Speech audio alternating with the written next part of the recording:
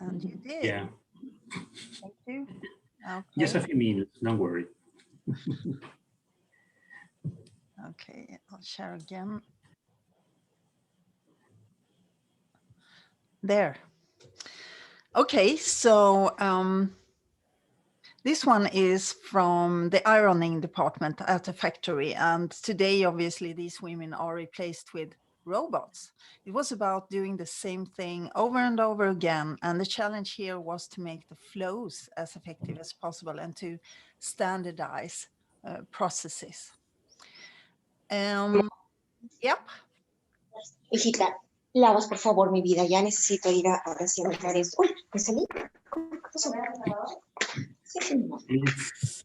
Please, the audience silent the microphones. Okay. Yeah. So you can mute yourselves if you are if you have noise in the background, if you have people in the background.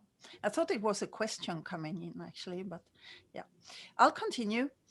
The women on this picture, they didn't have a say in how things should be done, and it was all carefully thought out by a few men probably in the top, and they were just doing what they were told. So the future of work will look entirely different. Have you thought about that? This is actually where we almost are today. And this slide is 2 years old. And when I look at it today and I see what I wrote 2 years ago, many of these things has already come true. It's amazing. You know, artificial intelligence and robotics will ultimately create more work, not less. And it will not be a shortage of jobs, but the shortage will be in the right skills. So if we don't unlearn and relearn and reskill people, there will be a shortage of skilled talents to fill the jobs available. Also, the majority of the workforce will freelance by 2027. Actually, I believe that it will be maybe earlier than that, looking at today's society and the way things have developed. And also remote work becomes the norm, and this is already a reality, right? New geographic freedom for all people. They can work from where they live, etc., and they can live anywhere in the world. So in this complex reality that we are facing, we have to move from viewing the organization as a machine that can be controlled and managed to viewing it as a social system, because people are not cogs in a machinery. They have feelings, dreams, challenges, and thoughts, and cannot be controlled. People are not robots. They are complex adaptive systems that work from intrinsic motivation. And that means that we need to stop to see people as resources and view them as the living organisms that they are, who we need to treat differently to work optimally, because everybody has different basic needs and are, it's a very diverse workforce out there. No standardization or boxing people with labels or grades anymore, just skills to understand better what makes each person tick. And to create this well-functioning social system is a very complex task, and we need to use a lot more experimentation and trial and error for it to work. And there are no recipes for success here, and Agile is definitely not the silver bullet who will solve it all. So what do you need to do to make a person function optimally? Well, you need to care about basic psychological needs, and these are different for all people. So I have written 3 books about the topics of Agile HR, Agile leadership, and human motivation at work. And this is the first book that came out in 2017. And the second book is a picture book with 220 illustrations that complement the message from the first book. I can make this book available for anybody who is in this conference talk, free for download, if you contact me after this conference. And the last book came out in September 2020, and it's actually not really available yet to buy. We have a few copies printed, but it's available in a flip book format. It's a co-creation project with 35 Agile people around the world, where we have each written about one Agile People principle. I wanted to start by giving a view of the problems with traditional leadership and traditional HR. And the first problem is this: we believe that we can control reality and make a perfect plan, but reality looks very different. And we know this, especially now after the pandemic has hit, that we don't know what will happen. It's not like we have a crystal ball that we can look into and see what's going to happen in the next month or even the next week. So the problem is that the world is not predictable anymore, and we need feedback regularly from reality to make the right choices along the way. So instead of making a perfect plan that we already know before it starts will not happen, you could say that in Agile, you accept reality as it is and adapt to it.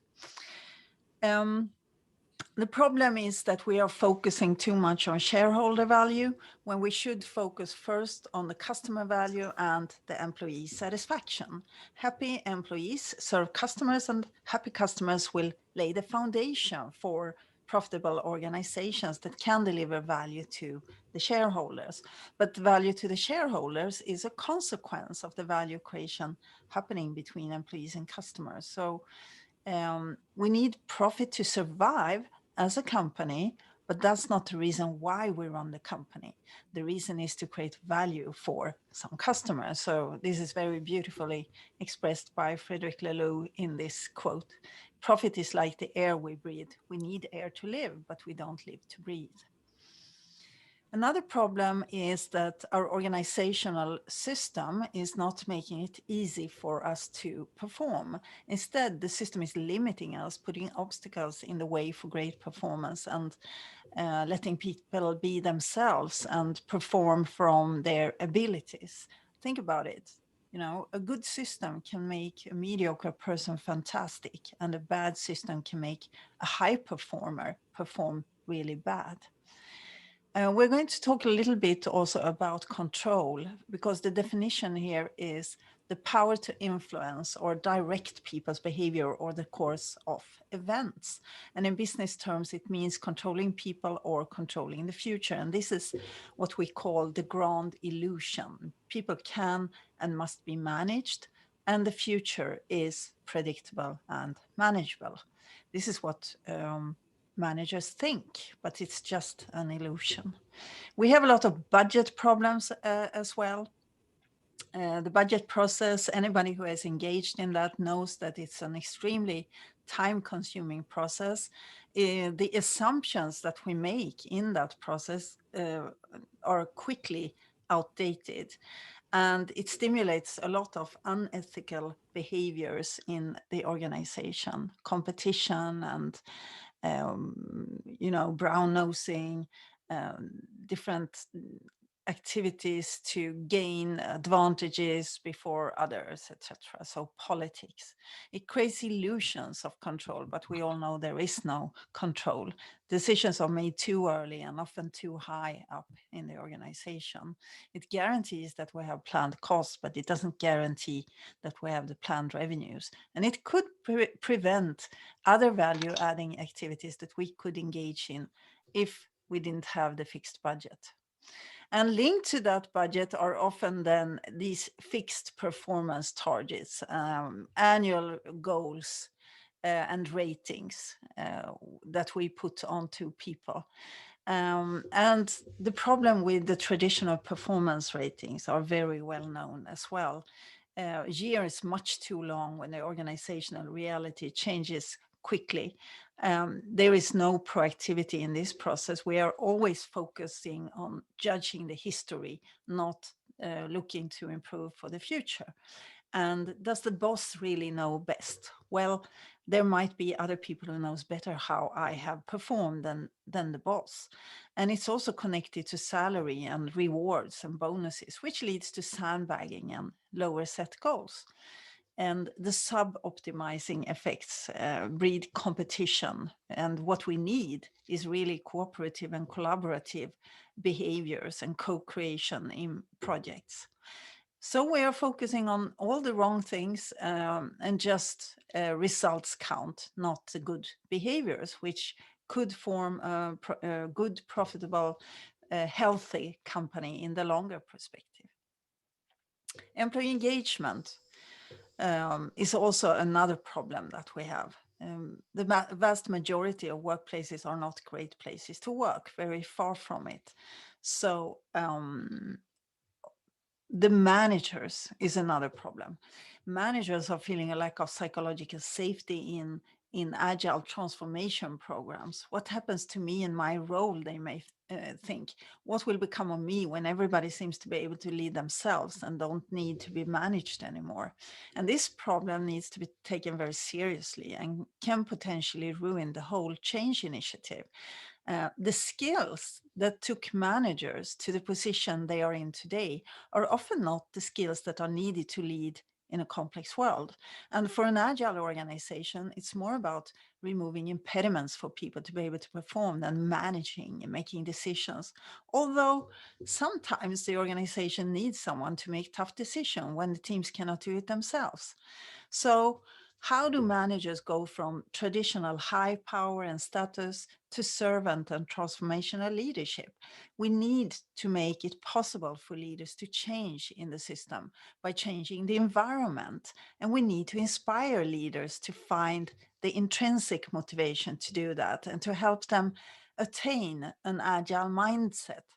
But these are two conflicting goals, as it's only the leaders who can change organizational structures that will make it possible for increased business agility to happen.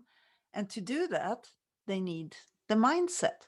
But they can only get the mindset by having the right structures and the environment. So it's a catch-22 dilemma here. And this is why managers don't change in organizations. But what should we do instead? You know, what shall we do about all these problems? People ask me all the time, and I actually have some ideas. And one of these ideas has to do with a new role that leaders and HR need to take for the future of work. And that's the Agile People coach or Agile People leader role. So the Agile People leader is a new role that more and more people discover. And we created this new role because we believe it will be crucial for HR and leaders to change their role fundamentally to support their organizations and the people to be able to increase agility in all corners of the company. So the Agile People coach is a role where you use many competencies and become more T-shaped depending on where you come from. And you can come from HR or leadership, or maybe you have been an Agile coach in the past. What's the difference then between an Agile coach versus an Agile People coach? Well, an Agile People coach has much more focus on the people, whereas an Agile coach mainly focus on the processes and the tools like Scrum and Kanban boards and other methods and models. So an Agile People coach needs to have deep people skills. I have this table where I kind of we move from something to something, but it's not that we let go of the old stuff, we just balance it in a better way. So instead of focusing mainly on team coaching and coordination of teams for the Agile coach, they focus also more on individual team and or enterprise coaching. And instead of only having deep process skills, they also have deep people skills. And instead of working mainly in software development and IT and tech related departments, they also could work in any business function and between business functions. In the past, they have been most commonly active in industries related to tech and digital development. And an Agile People coach instead can have experience from a variety of different industries. The more, the better, because then we get a more full picture of the world and what different industries there are.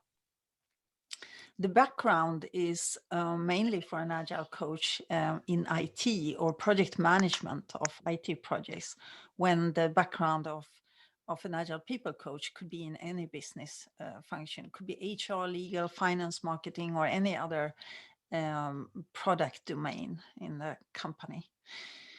No formal or power or position to, the Agile People coach could actually have formal power or a position because they may come from a formal leader role, and they are moving gradually into a more coaching kind of servant leadership. No or little leadership or HR experience to experience from leading people or supporting leaders leading people will be necessary for an Agile People coach. So if we look at Agile HR now, we turn to the HR function and look at that, and what would that look like?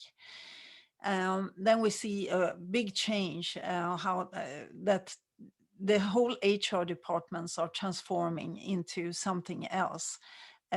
So it's instead of implementing controls and standards and drive execution and check compliance to HR processes, it's rather facilitation and improving organizational agility that should be on the agenda for the future HR function. And it changes HR's mission and focus totally, because driving agility means driving programs which create different things: innovation, collaboration, and speed. I believe that HR should be leading the change because they've been sitting in the back seat for too long. And why is that? Because all these deep processes in the organizations come from HR or finance mainly. It's about performance management, organizational development, leadership development. It's about talent acquisition, performance management, and all these deep processes that affects everybody and stifles the organization if we don't do them in new and different way. And that's why HR has this possibility to go first and start to experiment on themselves, and then spread these values and tools and models and the principles to the rest of the organization by working together with them, not delivering to the organization, but instead working together with the organization to help them to succeed and support them to deliver and remove any obstacles in their way. Job descriptions are boxes for standing on, not living in. So this is one area of HR that shifts totally when we move to Agile HR, because it's not about labeling people anymore, putting them in boxes and limiting them by doing very detailed job descriptions, for example. Instead, we can express expectations on people. What do we expect from you in this role? And not go into the exact how they should be doing that, but giving them the freedom to choose the how and more manage the why. T-shaped competence is about spanning boundaries on an individual level. And in Agile, we talk about this a lot. You need to have both breadth and depth. You can also call them generalized specialists or specialized generalists. And this creates a lot of flexibility in the organization for individuals, teams, and the whole organization. It makes competency shifts possible and minimizes the risk for bottlenecks in competence, and a much better adaptability for changing organizational competence requirements. We don't have to fire people because we don't need their job role anymore, because they can always do something else if they are T-shaped. So what does this move look like from being an HR professional of any sort to becoming an Agile People coach? Well, instead of only having extensive HR process competence, an Agile People coach also needs to understand complex systems, which is a skill that most HR people don't have. Instead of deep skills in some HR specialist area, they need deeper general people skills like psychology, sociology, relationships, etc. And instead of having no formal power to lead the transformation, I think definitely that they could be able to lead that transformation. Now my computer is flickering awfully a lot. Did my screen share stop? Did it? Yeah. That's what happens Yes. sometime. Okay, so I'm sharing again. There we go. Thank you. Okay. More trust and influence to transform for an HR person. Instead of being stuck in certain roles as an HR person, this Agile People coach needs the flexibility to wear different hats depending on the need of the specific organization. Instead of one size fits all training and solutions are tailored towards unique local needs. And instead of developing and delivering solutions to the business, it's about developing solutions together with the business. And instead of mainly supporting the managers, it's about supporting everybody, all the people. And instead of having a slightly parental view sometimes, it's about trusting and treating employees as adults. Instead of focusing on individual performance, it's about enabling system performance. And instead of expecting answers, they need to develop their listening and observing skills. Instead of checking compliance, it's about enabling improvement. And instead of being back office workers, they need to walk the floor, go to Gemba, we say in Lean. They are out there on the floor talking to the people. What about leaders? Agile leadership for the future of work is something that we are going to touch as well. So instead of managing performance, we don't talk about performance management. We talk about performance development in the future of work, because that's what it is. Nobody wants to be managed, but everybody wants a coach, who helps them to develop and grow. So this is a case of micromanagement. Instead, we need to enable performance in the organization and enable development. So the CEO becomes a chief enabling officer instead of a chief executive officer. And managers need to build psychological safety. That's one of their most important tasks. So how do you create an environment where people are feel free to speak up and admit errors and mistakes so that everyone can learn from them? Well, you as a manager need to show vulnerability. You need to go first. As a leader, you need to show that you don't have all the answers. You are not perfect. We can't know what will happen, and we need everybody's brain to try to figure out the best way forward. This is a statement that the future leader could say. What do you think? We need everyone's brains here to solve the problem. So showing that I am part of the team, I don't have all the answers, I have some ideas, but we need to think and work together to solve the problems. And the gardener metaphor is the best metaphor for agile leadership, where we see the company as a garden, and there is an overall purpose with the garden, and all the plants are there to together fulfill that purpose. So regardless, the garden needs to be taken care of to fulfill its purpose. And the plants need to be taken care of, and they have very different needs, as you know. It's only the gardener who exactly knows how to treat every plant in a different way.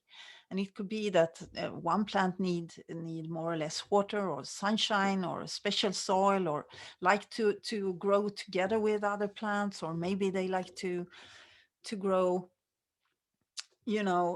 faster or slower. It's very, very different depending on what kind of plant it is. It's the same with people. We are very different as well, and we need care, and there needs to be somebody who understands us and can help us to develop and grow.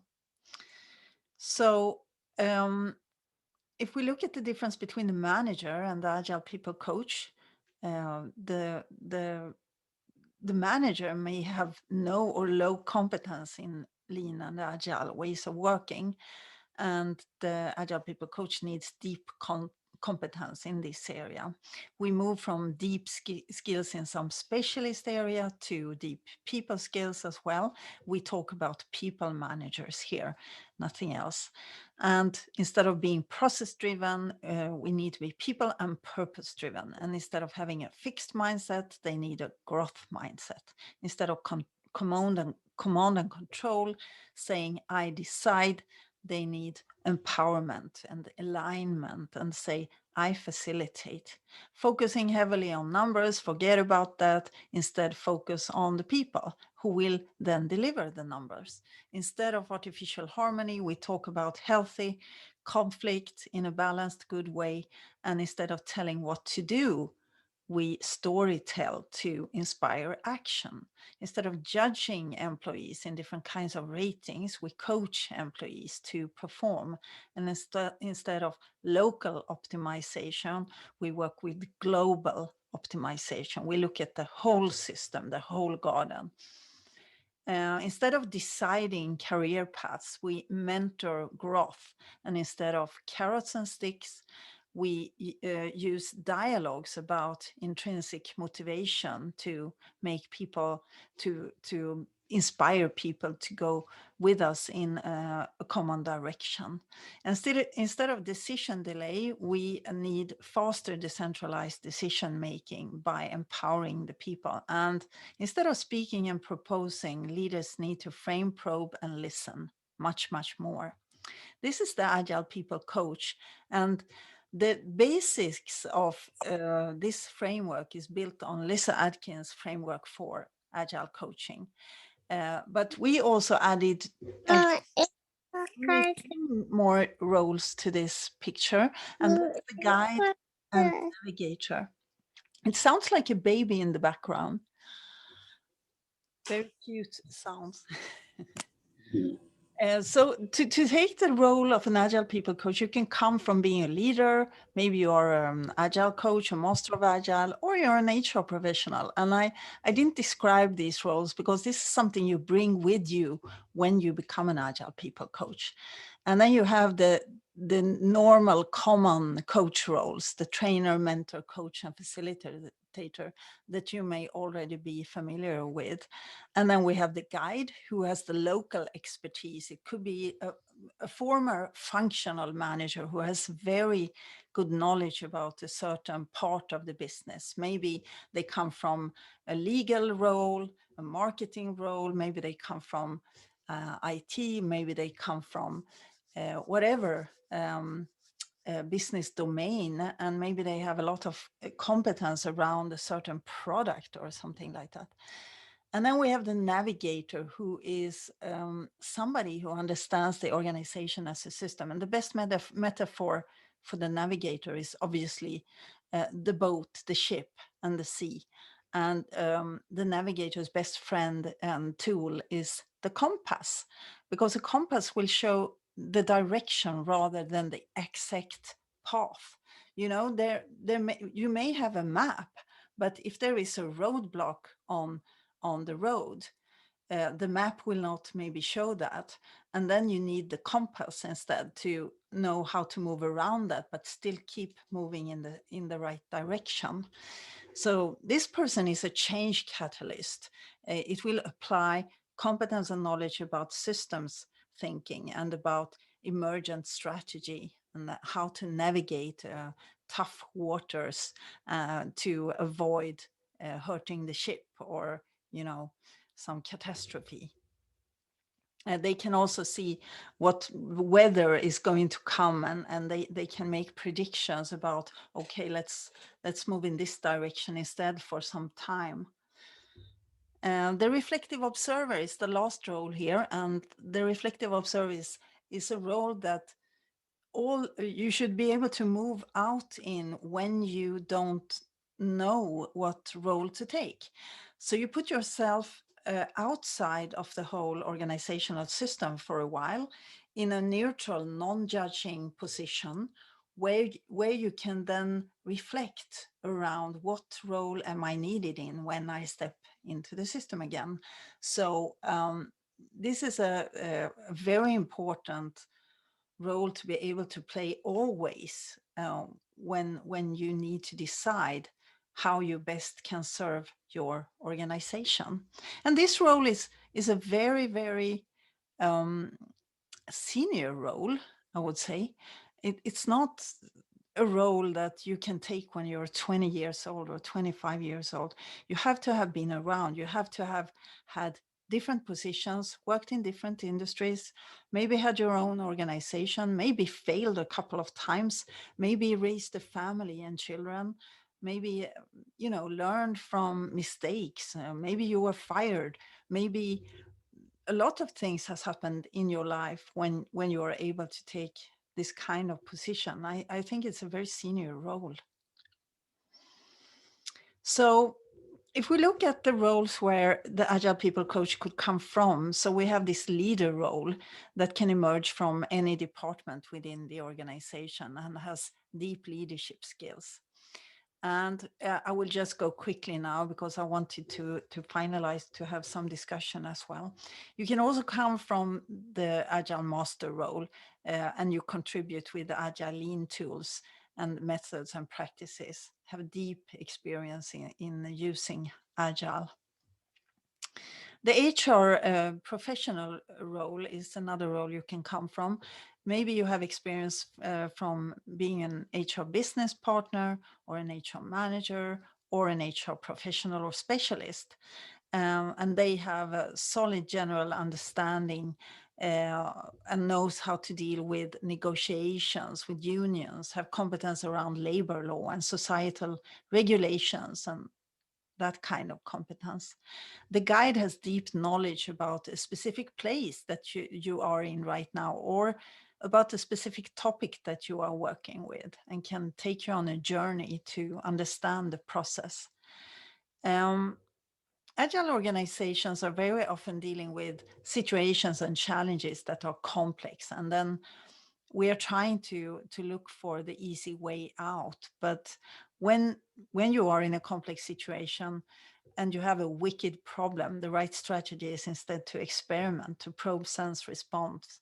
And the navigator is someone who is comfortable with complexity and helps the team to step into the explorer mentality.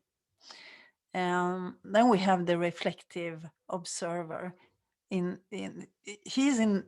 or she is in the space in the middle of things where rather than jumping to conclusion or reacting too quickly and possibly wrongly, you can figure out what's going on with the team and how you can best help them in whatever scenario they are in.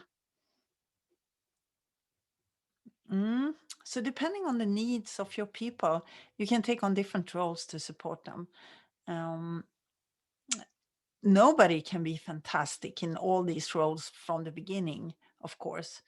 And this is where your lifelong journey starts. You always work on improving yourself and being able to play more and different roles. But you start somewhere. And maybe you start from being a leader or an HR professional in your organization for many years. So this is a common starting point. We cannot do it alone. Leaders cannot do it alone. HR cannot do it alone. To be able to remove the limiting structures, change the culture, and start collaborating towards a more agile future, we need to join forces. So we need everybody to start talking across boundaries of different kinds, to start the conversation, nudge the system and the people, and move in a new common direction together. And when we work with Agile, we don't follow any recipes. We know that there are no recipes or best solutions that always work. We do know that when we stick to certain principles rather than rules, it tends to work well. Best practice, as we have followed before, is today always past practice, and only the mediocre companies will follow best practice, because you will never be better than your competitors if you follow best practice. So we tend to stick to the principles because they are stretchable and you can choose to what degree you try to apply them in the organization.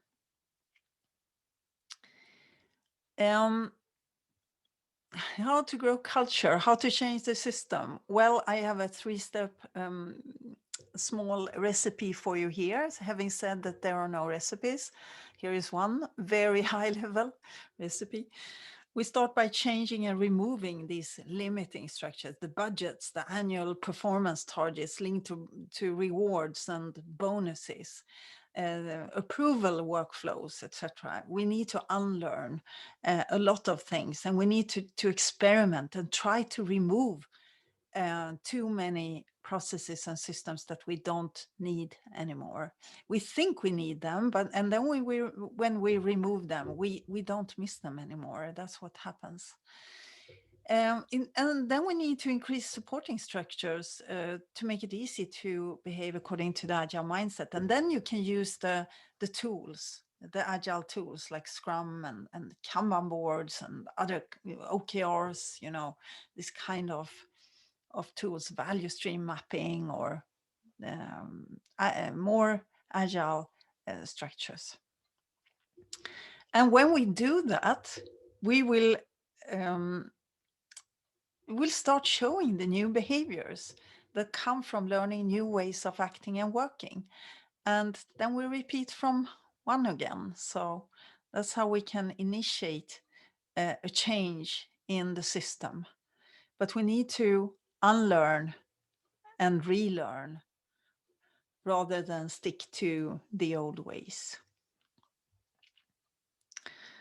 This is the Agile People Manifesto that we created in 2019. That was still when people could meet physically.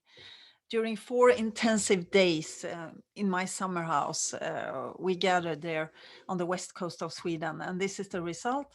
And this is our gift to you.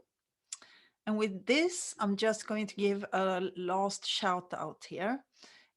Start today. Follow the principles and start your personal and organizational learning journey towards greater people and business agility. The sooner you start, the sooner you will reap the benefits from happy performing people working together towards a common vision. So we invite you to join the Agile People community, and you can visit agilepeople.com for more information. Thank you very much. So, Thank you, hi Pia. there. Thank you, Pia-Maria. Please, if someone has some question, open your microphone and feel free to ask. You can also put a question in the chat. In the chat, yes, of course. If possible.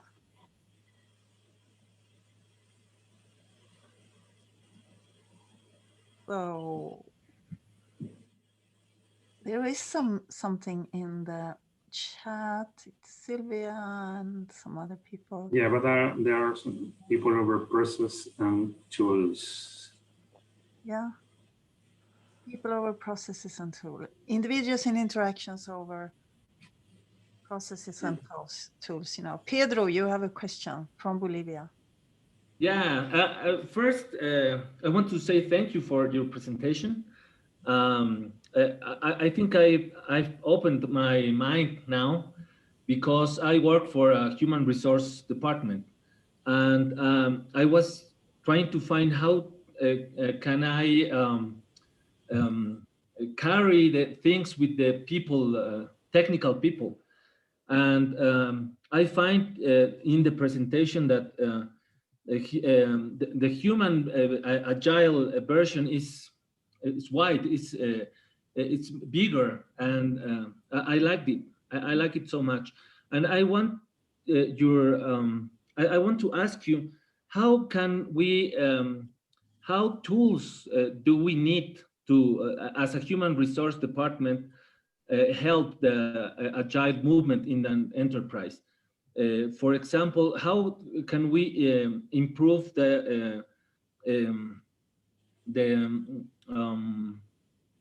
organizational climate? How can we improve and motivate people from this department? Mhm. I think you have a lot of power in HR. So what I would suggest to inspire other people, a very good thing to start doing is to start with yourself. So you need to start experimenting with practices, tools, and when you do that, you will increase principles and values.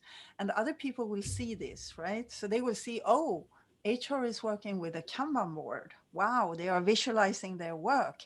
Oh, HR is working in a team now, but you didn't do that before, obviously. So then you were in different specialist areas probably, but now you work as a team and you work together. So this is a kind of a change that other people will notice, and you will start involving the business. You will start involving the people in the organization when you are working on your HR deliverables, like programs, like different systems, processes, etc. Involve the people.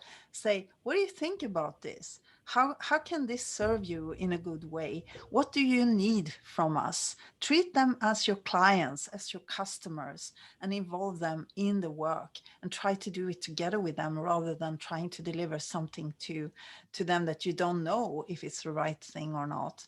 Also, you can deliver a little bit, and then you can continue and build on that and deliver a little bit more and a little bit more, because that's the agile approach, that you work in small sprints and build something gradually up. That, and then you have a better success chance than trying to deliver everything at the same time.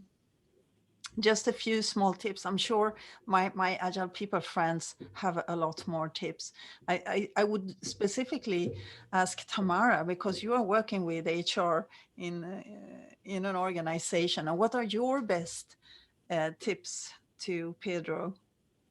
Yeah, well, thank you for asking. Yeah, I think what you said is actually true. The first thing you need to do is really starting changing or helping some of the colleagues, even in HR, especially if you work with COEs, to really start embracing a different mindset. So first of all, you say, I really want to take part of this project. I want to take part of it. And I want to bring also some people from the business that may help giving different feedback when we are starting working on certain processes. That could be performance management or a new, I don't know, promotion process or anything that is standardized in an organization. And then you start creating really small working groups and start collecting quick feedback as soon as you start proposing something. A very important thing is, I think, is also to show some data behind that, because many companies are also data-driven nowadays and they want to see some of the results. So this is the best way to do it, is to do it in a short term instead of waiting maybe the end of the year to show, I don't know, what was the attrition rate versus the engagement, and then it's already too late, right? So really start small and really projects where you can have an impact, even if it's only in one part of the organization. So start with pilots, for example, and then those pilots will expand in different area of the org. And then can be for anything, even a new recruitment process, a new feature in your HR systems, so really start small, and then you can show the positive, incremental reaction to that, and then you can expand and make it to a little bit bigger project. So that would be my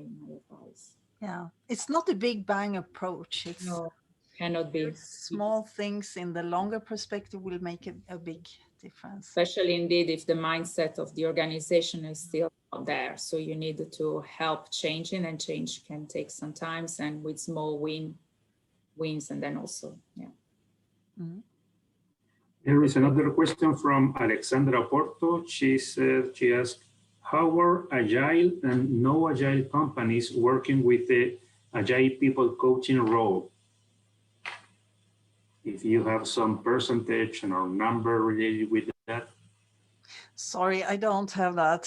Sorry about that.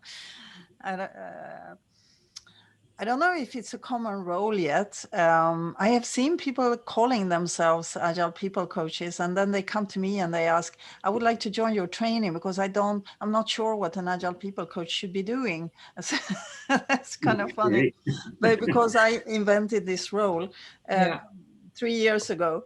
And then people start to call themselves Agile People coaches, but I think it's Agile coaching is growing tremendously, but they usually come from IT, as you know, and they don't have the right people experience to really become a good Agile People coach. So they miss some knowledge there. So I think that actually HR and leaders are more skilled to become good Agile People coaches. You can always learn the Agile tools and the methods and the models.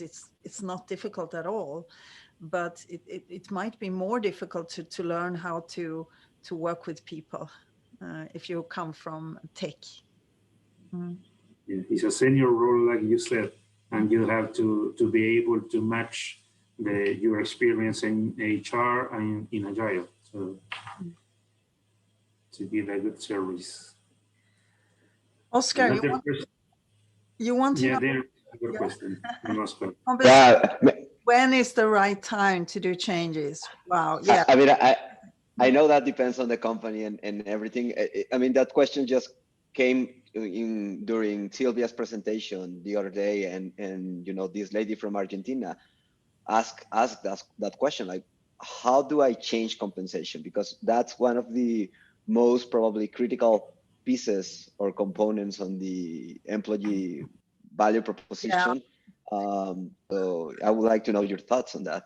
I think that you need a high level of psychological safety when you start with that, because it's a sensitive topic and fairness is the most important thing here. So perceived fairness, as you know, is the most important thing when it comes to salaries.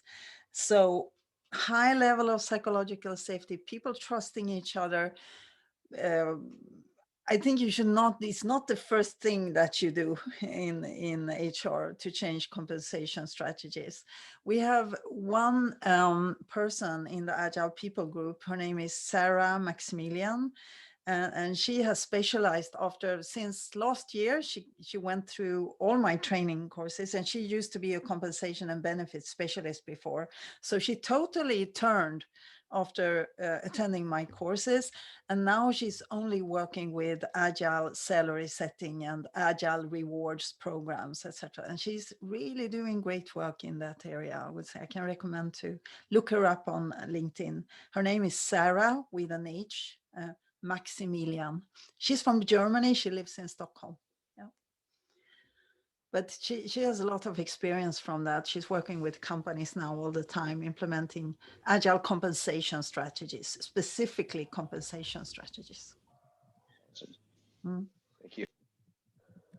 Yeah, most probably you can, if I may interject here, I think you can change your compensation strategy as soon as is clear the vision of the organization and the way they want to treat people. For example, if you have a performance management process that is broken, because maybe you say, okay, this company wants to pay for individual performance, and therefore you incentivate for bonuses at the end of the year and this kind of programming, then the compensation part is obviously linked to that. So sometimes you cannot change only one compensation policy without touching, okay, how do you do your performance management part, your promotion process, or how do you evaluate in the benchmarking your job roles and profiles. So it is a little bit all linked. So I think it's very important to have a clear people vision before starting changing things. And most probably indeed I would go for the compensation part as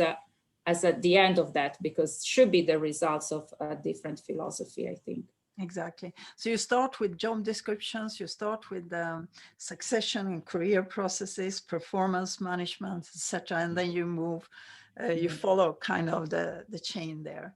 And then you come to compensation fairly quickly because everything is interlinked and intertwined.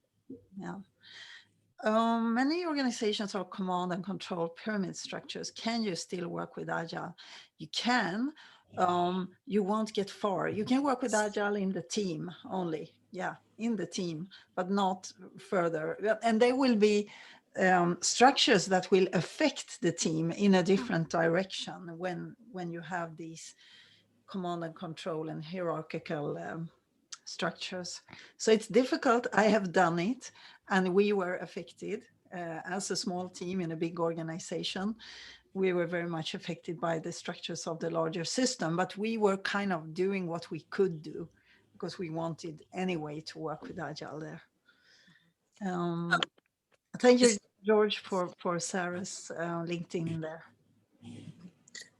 So first off, thank you so much. Oscar invited me. My name is Kathy. I'm here from the US, and I'm reading your book. I'm halfway through. It's really good. And what I was thinking, when you talk a lot about the psychological safety, I come from a corporate setup, right? So when we think about Agile, there's always a fear of retaliation if I go around my superior. And so sometimes that's a struggle, which is what I was talking about, is really trying to get the organizations to think different. It's kind of the chicken and the egg kind of thing. Yeah. So yeah, and as I said before, it's a catch-22 because leaders will not get the Agile mindset just like that. They need to experience the new structures, and they are the only ones who can decide about removing the structures. And that's not going to happen as long as they don't have the Agile mindset. So it's an impossible equation. You see, it's a catch-22 problem here. And that's why it will not happen. And all the competencies and the skills that they were using to get where they are today. Maybe they have a great salary, they have a great position, they have a lot of power. Finally, they can take it a little bit easy and let other people work for them, And they have struggled, they have worked hard, maybe for 20, 30 years to get to where they are. Why should they just give up that position for some stupid initiative called Agile? They won't. I assume you're familiar with Gary Hamel's book, Humanocracy. Yeah. Which I think is lines up very well with what you're doing. So I've read that book and I'm reading yours, and I see these cases that could come together. So I'm excited. Definitely. Yeah, it's exciting times now because I don't think organizations have any choice anymore now, especially now with the pandemic and after the pandemic. That will require a totally new management style and leadership skills and the new mindset when it comes to how do we organize, how do we attract people, how do we lead people, how do we inspire people for performance instead of, commanding and controlling them to perform, dangling carrots or waving sticks. So it requires that you understand intrinsic motivation and what people want to do instead of what they need to do, and to make people, inspire people in a common direction, not because they have to, but because they want to. That's the secret, right? So it's a totally different way of seeing the organization and the people in it. It's the other way around. You turn everything upside down here and start from the people instead of starting from these are the structures that you need to fit into. Instead, we have the people. What can we do together, and how shall we organize ourselves to achieve great things together? That's how you need to think instead. It's not a machine, it's a social system. And that's the huge difference. Yeah. Probably last question that I have, I would love to know your thoughts on, we've been talking a lot about the pandemic and how the future or how the now is changing, but and many companies and many, futurists are still visualizing what's going to happen once the pandemic is going to start. And I don't know if there's going to be a point when, again, like a shift point where free pre-COVID or post-COVID or whatever, and how that's gonna affect the principles of the manifesto, the Agile People manifesto, and everything. Do you think you will need to update that once all this COVID thing and the pandemic is over, or do you think it's gonna still you know, on time and everything? Yeah. Do you mean the Agile People Manifesto? Yeah.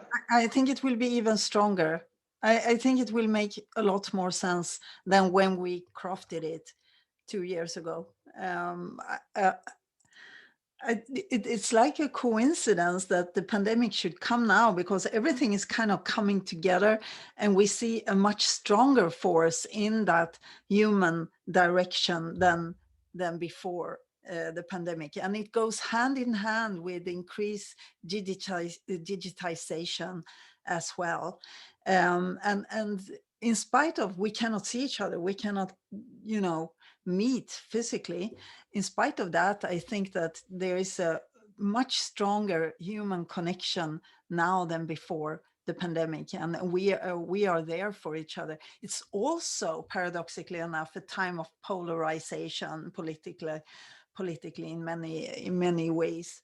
But I think there is a very strong force for the human side, and we understand that if we are going to fight this pandemic, we need to be there for each other, and we need to do this together. And the same goes for organizations. If we are all connected in this huge global web of people, organizations, and we are depending on each other. And it's very, very clear right now, where some winds are blowing, they are trying to cut down on you know, trading and stuff like that between countries.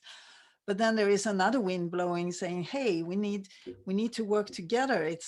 The pandemic is going to affect everybody regardless. So it doesn't matter if we try to protect only ourselves. We need to also think about the other countries and share equally the vaccine and all these things.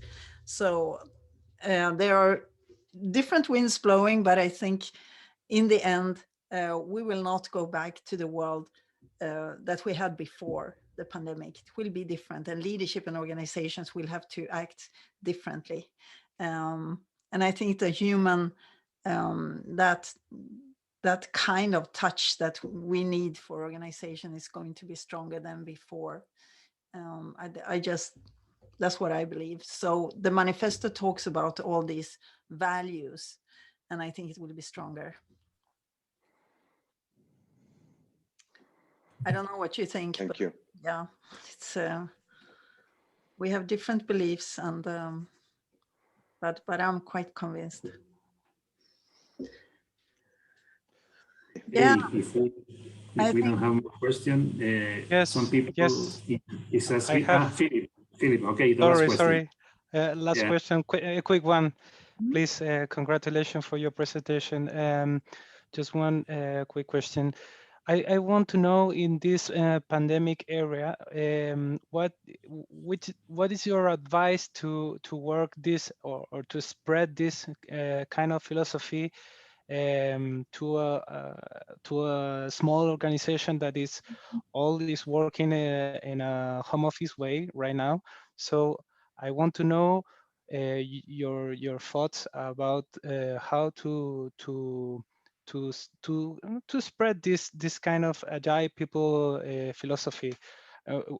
I think I need to work first with the leader of the company, or spread to the whole company. What do you think about it, please? Yeah, but I mean, it's always a good thing to have the leaders with you, obviously. Awareness is always the first step. Awareness about what's happening in the world, and what do we need to change as a result from what's happening in the world. And then it's about training. It's about understanding new ways of working. Unlearning and relearning is the second step. So you need to unlearn the old ways of managing, the old governance structures, the annual budgets, etc. And you need to relearn and look at how do we do it differently. And this is the difficult step too. And you need to practice a lot to be able to do that. could start in any part of the organization, but it's very wise to involve everybody from the beginning. So if you start with top management, they become aware, then they should start involving everybody in this initiative and start the dialogues, because the change always starts intrinsically inside people. So you need to start the dialogues, the discussions about this. So that you start talking about it. How can we do instead? Making small experiments, trial and error, failing, learning from failure, and then you move on. Okay, this didn't work, but what did we learn? Yeah, we learned a lot. Okay, great. Then we can take the next step, and then we can make a new experiment and see. So this way of, instead of thinking that you know about how the future will look like, you start experimenting in the whole organization. And the more experiments you do, the more you will learn, and the better and faster you will move in the right direction. I think this is an opportunity. I have seen organizations who have said to their people, they have centralized, they have said, we don't know what will happen, now we do nothing.